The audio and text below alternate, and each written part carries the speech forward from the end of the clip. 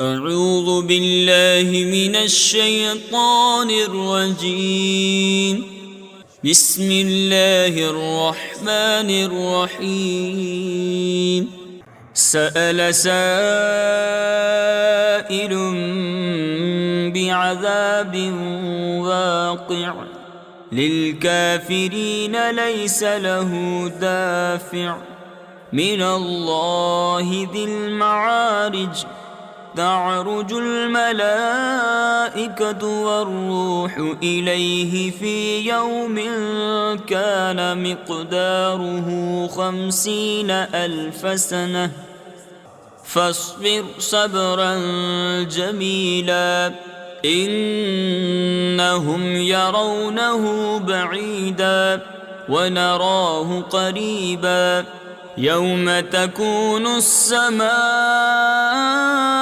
كالمهل وتكون الجبال كالعهن ولا يسأل حميم حميما يبصرونهم يود المجرم لو يفتدي من عذاب يومئذ ببنيه وصاحبته وأخيه وفصيلته التي تؤويه ومن في الأرض جميعا ثم ينجيه كلا إنها لظى نزاعة للشوى تدعو من أدبر وتولى وجمع فأوعى إن الإنسان خلق هلوعا إذا مسه الشر جزوعا وإذا مسه الخير منوعا إلا المصلين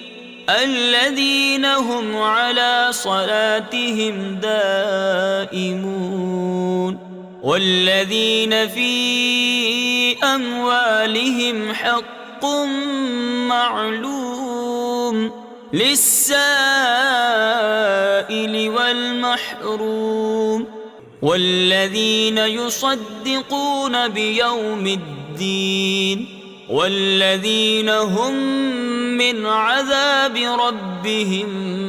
مشفقون إن عذاب ربهم غير مأمون والذين هم لفروجهم حافظون إلا على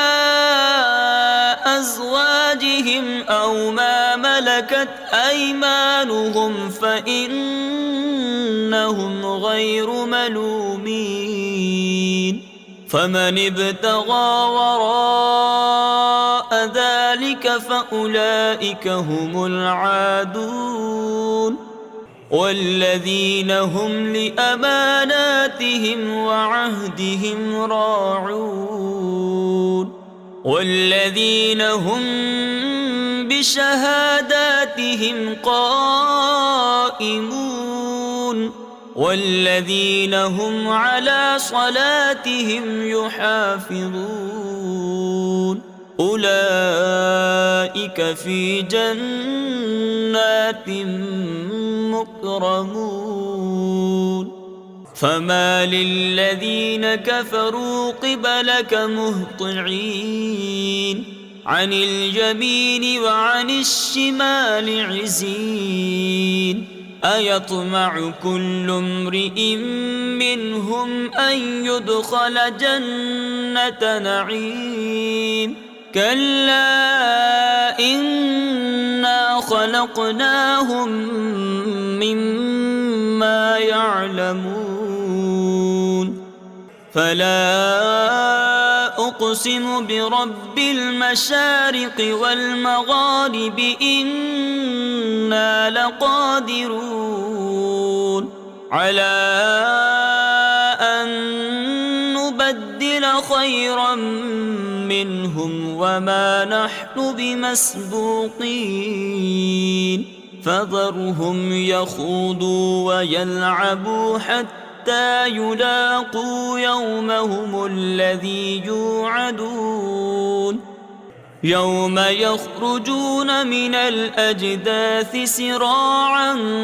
كأنهم إلى نصب يوفضون